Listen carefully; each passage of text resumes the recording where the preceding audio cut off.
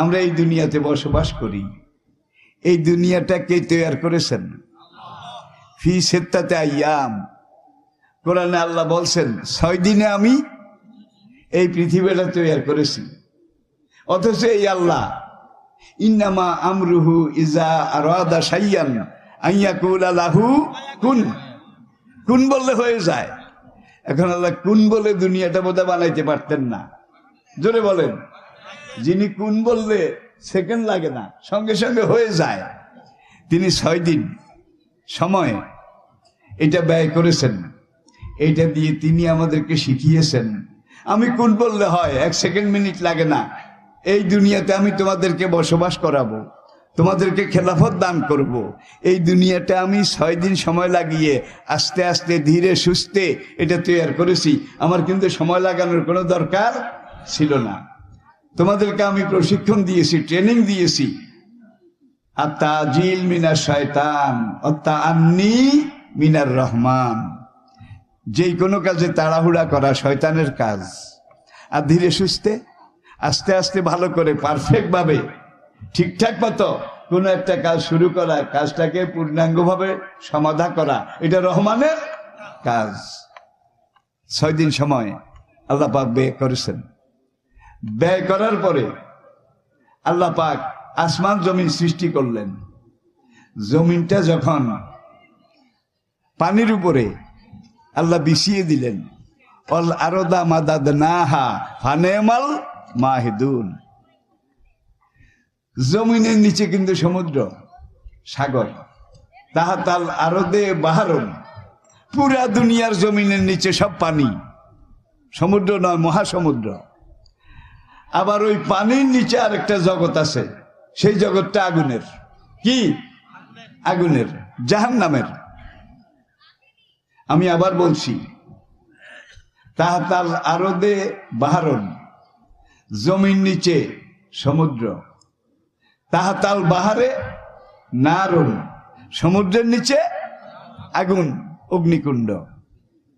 কোরআনের বিভিন্ন জায়গায়, এক জায়গায় বিশেষ করে ওয়াইজাল বিহারু ফুজ্জিরাত, কিয়ামতের ধ্বংস সিংহা।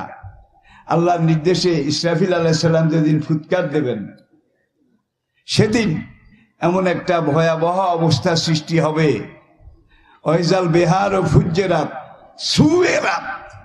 দুনিয়ার 7 সমুদ্র 13 নদী, এগুলো আগুনের নদীতে পরিণত হবে, আগুন সমুদ্রে পরিণত হবে। পানি দিলে আগুন নেবে, আমরা জানি, ঠিক কিনা বলেন? তাহলে পানির মধ্যে যদি আগুন লাগে, মাছ কোথায় পলায়? গাছের আগায় নাকি? এটা গ্রাম বাংলায় একটা প্রবাদ আছে, বলে যে পানিতে আগুন লাগাই সম্ভব নয়, সুতরাং মাছ গাছের আগে উঠবে কি করে? এটা তো আদৌ সম্ভব নয়, এটা আদৌ সম্ভব নয়।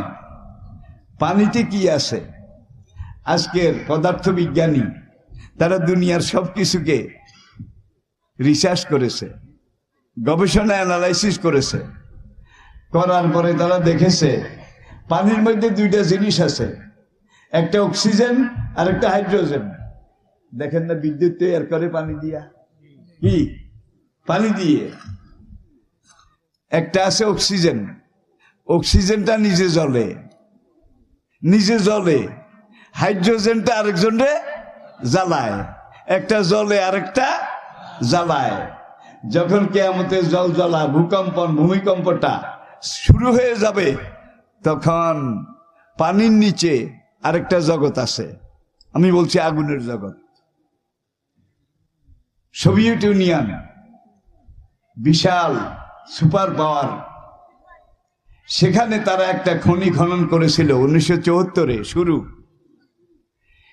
এটা হলো মানুষের তৈরি দুনিয়ার মধ্যে সবচেয়ে গভীর গর্ত, মানুষের তৈরি গর্ত। জায়গাটার নাম, গর্তটার নাম Kola super deep bore hole. Kola super deep bore hole. সেখানে তারা প্রথম 11 কিলোমিটার গেছে, 11 কিলোমিটার নিচের দিকে। দেখে যে বালি, কাদা, কালো মাটি, সঙ্গে কিছু লোহা, লোহার কণা, এগুলো আছে। আবার নিচের দিকে তারা খনন করতে করতে 11 কিলোমিটার গেল, এখানে দেখে যে মাটি কম, লোহা পাথর এগুলো আছে। তারা এই 11 দুগুণে 22 কিলোমিটার নিচে গেল। নিচে যাওয়ার পরে তারা আরো নিচের দিকে গিয়ে মোট 33 কিলোমিটার গেল, 22 মাইল নিচে। এটারে সোজা করেন, নিচের দিকে 22 মাইল, 33 কিলোমিটার যাওয়ার পরে সেখানে জমিনের শেষ স্তর, একবার শেষ লেয়ার যেটা দেখতে পেল, এটা গ্যালভানাইজ আয়রন, এমন লোহা দিয়ে তৈরি যেই লোহায় কোনোদিন জঙ্গে ধরে না, মরিচা পড়ে না, এবং এক রকমের মহামূল্যবান পাথর। এই পাথর গলিয়ে ঢালাই এবং গ্যালভানাইজ আয়রনের তৈরি। সেখানে তাপমাত্রা, উত্তাপ, টেম্পারেচার 6000 ডিগ্রি সেলসিয়াস, 6000 ডিগ্রি। 102 জ্বর উঠলে পরনের কাপড় ঠিক থাকে না, কি সে কি কাপড় পরা আছে না উলঙ্গ আছে? 102 জ্বর উঠলে এটার খবর থাকে না। আর 6000 ডিগ্রি টেম্পারেচার যেখানে, তারা সেখানে গিয়ে দেখলো যে জমিনের শেষ যে স্তরটা তারা দেখতে পেয়েছে, গ্যালভানাইজ আয়রন আর মহামূল্যবান পাথরের ঢালাই করা, তাপমাত্রা 6000 ডিগ্রি, কিন্তু এটা গরম হয় নাই, এটা গরম হয় নাই, এটা স্বাভাবিক। সেখানে তারা আবার মেশিন নিচের দিকে চালালো, দেখে যে কোনো ড্রিল মেশিন কাজ করে না, কোনো ক্যামেরা সেখানে কাজ করে না, সব মানুষের তৈরি কলকবজা যন্ত্র সেখানে সারেন্ডার করেছে। তারা উপরে মেসেজ পাঠালো যে আমরা আর নিচে যেতে পারছি না, তোমরা উপর থেকে আরো শক্তিশালী মেশিন পাঠাও, শক্তিশালী ড্রিল মেশিন পাঠাও, শক্তিশালী মুভিং ক্যামেরা পাঠাও। উপর থেকে এগুলা পাঠানো হলো। সেখানে তারা আবার এই ড্রিল মেশিন লাগালো, মুভিং ক্যামেরা এটা ফিট করলো। যখন মেশিন স্টার্ট দিল, তখন তারা সেখানে শুনলো কোটি কোটি কোটি কোটি অনন্ত কোটি মানুষের কান্না, চিৎকার, বাঁচাও বাঁচাও, জ্বলে গেলাম, পুড়ে গেলাম, একটু পানি দাও, একটু খানা দাও। 16 জন বিজ্ঞানী ছিল, তারা সবাই কিন্তু নাস্তিক, আল্লাহ মানে না, পরকাল মানে না, রাসূল মানে না, সব নাস্তিক। রাশিয়া তো সোভিয়েত ইউনিয়নের কথা বলছি, সেই নাস্তিক মৃত্তিকা বিজ্ঞানী, তারা সেখানে এই চিৎকার। মুভিং ক্যামেরাতে কিছু ছবিও আসলো কিভাবে আগুন জ্বলে, আর এক জায়গা দিয়ে একটা ছিদ্র নিজে নিজে সৃষ্টি হলো, সেই ছিদ্রটা দিয়া সালফার, গন্ধক, পুরানো গোস্ত পোড়া, কিম্বুদকি মাখা দুর্গন্ধ শুধু উঠে। আর উত্তাপ 6000 সেলসিয়াসেরও আরো কয়েক গুণ বেশি তাপমাত্রা এইভাবে গোল গোল করে উপরের দিকে উঠে। 4 জন বিজ্ঞানী সেখানে হার্টফেল করেছে। বাকিরা বলে আমরা নাস্তিক, আমরা আখেরাত পরকাল বিশ্বাস করি না। কিন্তু আজকে 22 কিলোমিটার মাটির গভীরে, 22 কিলোমিটার মাটির গভীরে কলসুপার ডিপ বোর হলের এখানে এসে আমরা মেশিন এবং ক্যামেরা লাগিয়ে যেই চিৎকার, যেই কান্না, যেই হাহাকার, রোদন, বিলাপ শুনতে পেয়েছি, এটা মুসলমানের কোরআনের জাহান্নামের কান্না, এটা সিজ্জিনের কান্না, এটা অন্য কিছু নয়। তারা, আপনারা জানেন 1991-তে রাশিয়া, সোভিয়েত ইউনিয়ন ভেঙে গেছে, টুকরা টুকরা হয়ে গেছে। তারপরে এখন আছে রাশিয়া, এখন আর সোভিয়েত ইউনিয়ন নাই, রাশিয়া। এইবার বিজ্ঞানীদেরকে যত বলে, বিজ্ঞানীদের মধ্যে মিস্টার দিমেত্রি আজাকভ নাম, তিনি ছিলেন গ্রুপ লিডার, ওই 16 জন বিজ্ঞানীর পরিচালক। তিনি এইবার বললেন যে না, এখানে আর আমার কোনো এক্সপার্ট, কোন ইঞ্জিনিয়ার যাওয়ার সাহস করে না। কেন সাহস করে না? সেখানে গেলে নরকের কান্না শোনা যায়, নরকের কান্না। আমি কি বুঝাতে পেরেছি? ওরা বলে জাহান্নাম, বলে না নরক। এবং মুসলমানদের কোরআনে যে নরকের কথা বলা আছে, ওইন্না কিতাবাল ফুজ্জারে লাফি সিজ্জিন, যে সিজ্জিনের কথা কোরআনে বলা আছে। আমরা পরকাল আখেরাত কিছুই মানি না, কিন্তু এই কান্না কোটি কোটি মানুষের, এই হাহাকার চিৎকার, সালফার, তারপরে গন্ধক, সীসা পোড়া, লোহা পোড়া যেই গন্ধ আসে, নিশ্চয়ই এটা ওই কোরআনের সিজ্জিনের কান্না। এখানে মানুষের আত্মা, তাদেরকে আগুনে জ্বালানো হচ্ছে, পাপীদের রূহ। আমি শুরুতেই বলেছি, নামাজি, রোজাদার, দিনদার, তাদের রূহ কবজ হওয়ার পরে কোথায় গেছে? ইল্লিনে। বেনামাজি, বেরোজদারি, ফাসেক, ফুজ্জার, অবিশ্বাসী, ধর্মহারা, তাদের রূহ মারা যাওয়ার পরে কোথায় গেছে? কাল্লা ইন্না কিতাবাল ফুজ্জারে লাফি সিজ্জিন, তাদের রূহটা সিজ্জিনে গেছে। 1994 সনে যখন কোনো বিজ্ঞানী আর সেখানে ঢুকতে রাজি হলো না, যে আমরা চাকরি ছাড়তে রাজি আছি, না খেয়ে থাকতে রাজি আছি, কিন্তু এই নরকের দুয়ারে আমরা যেতে রাজি নই, তখন রাশিয়ার গভর্নমেন্ট তাদেরকে বলল, তোমরা সাইবেরিয়া অঞ্চলে যাও, তুন্দ্রা অঞ্চল, তুন্দ্রা, একবার রাশিয়ার শেষ উত্তর সীমানা, সেখানে গিয়ে দেখো এই খনিটার লেয়ার সেখানে পাওয়া যায় কিনা। তারা সেখানে আবার খনন কার্য, নিচের দিকে যেতে যেতে যেতে 22 কিলোমিটার নিচে গিয়ে পেয়েছে এখানেও সেটা। যত মেশিন লাগায়, যত রকমের তারা প্রচেষ্টা করে, একটা চিৎকার, কোটি কোটি মানুষের কান্না, হাহাকার, বাঁচাও বাঁচাও, জ্বলে গেলাম, পুড়ে গেলাম, একটু পানি দাও, একটু খানা দাও। পরিশেষে 2006 সালে, মনে রাখবে 2006 সালে, এর মধ্যে 4 জন তো ওখানে হার্ট ফেল করেছে, বাকি এরা যারা ছিল এদের মধ্যে 2 জন তারা ওই হার্ট ফেল করার এফেক্টে পরবর্তীতে মারা গেছে। বাকি ইঞ্জিনিয়ারদেরকে যখন বলল তোমরা এখানে খননে যাও, কয় মরতে রাজি আছি, কিন্তু জাহান্নামের দুয়ারে যেতে আমরা রাজি নই। 2006 সালে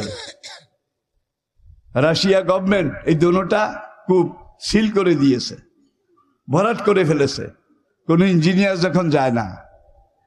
আর প্রশান্ত মহাসাগরের মাঝে আরেকটা গর্ত আছে, এই যে হলো আল্লাহ তৈরি, প্রাকৃতিক তৈরি, এই বিশ্বের বুকে সবচেয়ে গভীর গর্ত, এটা কোনো মানুষের বানানো না। আবার বলছি, প্রশান্ত মহাসাগরের তলায় একটা জায়গা আছে, মারিয়ানা ট্রেঞ্চ, মারিয়ানা ট্রেঞ্চ। এইটা আজকের পানির জগৎ, ডুবুরিদের জগৎ, তারা সাগর মহাসাগরের তলদেশে কোথায় কি আছে এগুলাকে অ্যানালাইসিস করে, পর্যবেক্ষণ করে, পর্যালোচনা করে।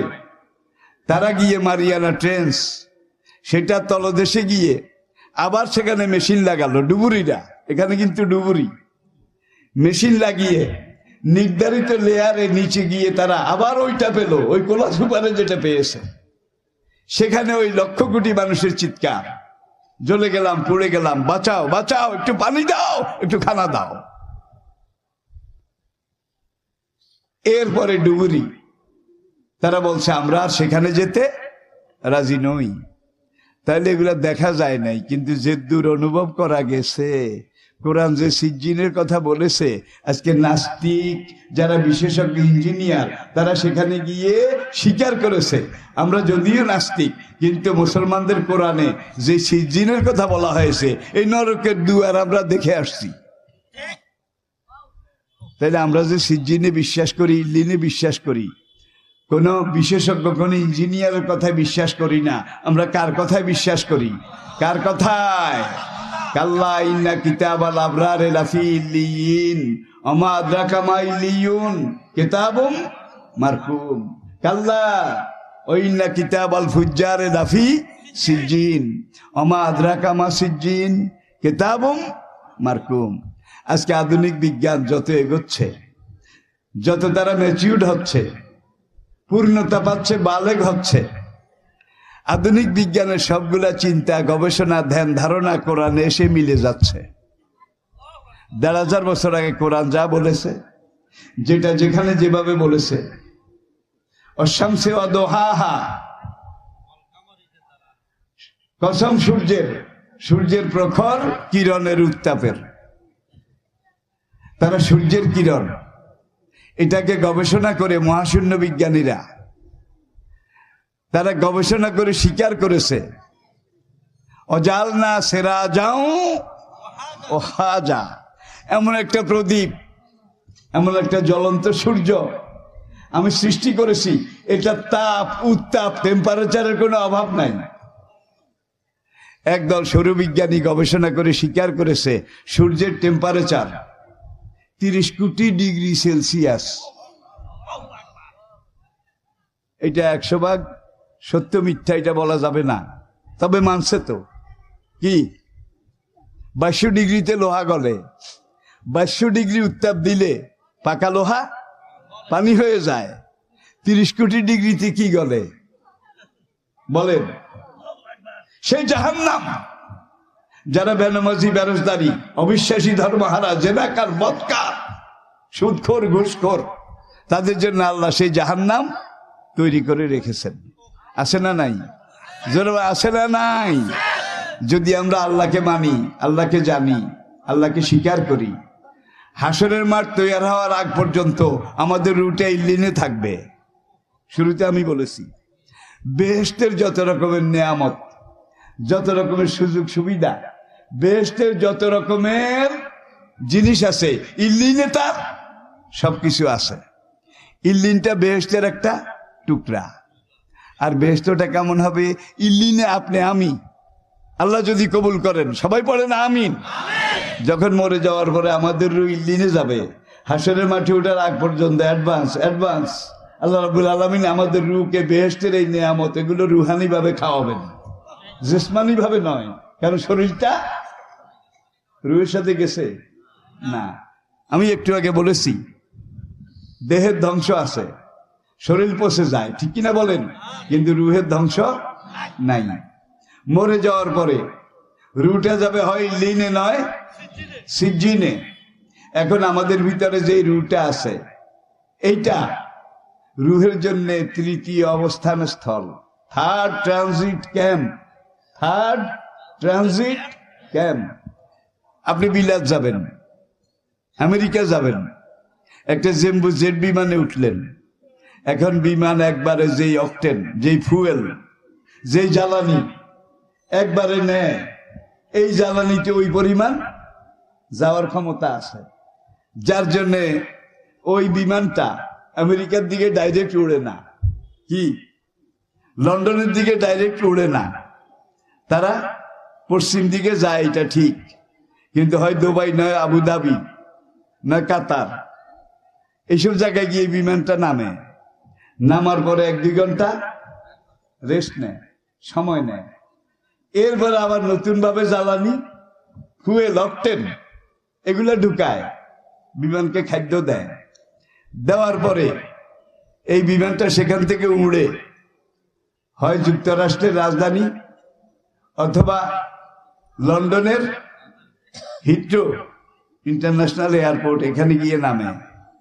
মাঝখানে যে নামলো 1 ঘন্টা 2 ঘন্টার জন্যে, এটা হলো বিমানের একটা ট্রানজিট ক্যাম্প।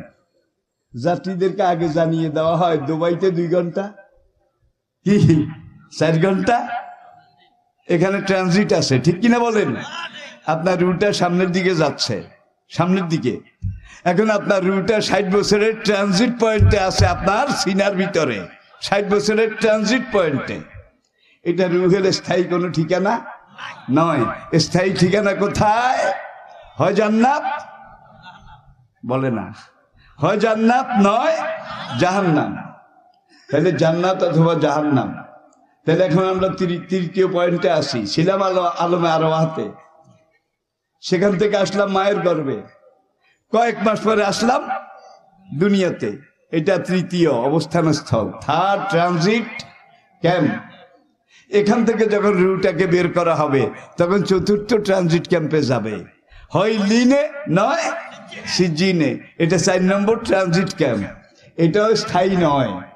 যখন কিয়ামত হয়ে যাবে, দুনিয়া ধ্বংস হয়ে যাবে, তখন ইনকানাতিল্লা সাইহাতাম ওয়াহিদাতান ফাইজাহুম জামিউল লাদাইনা মুহদারুন।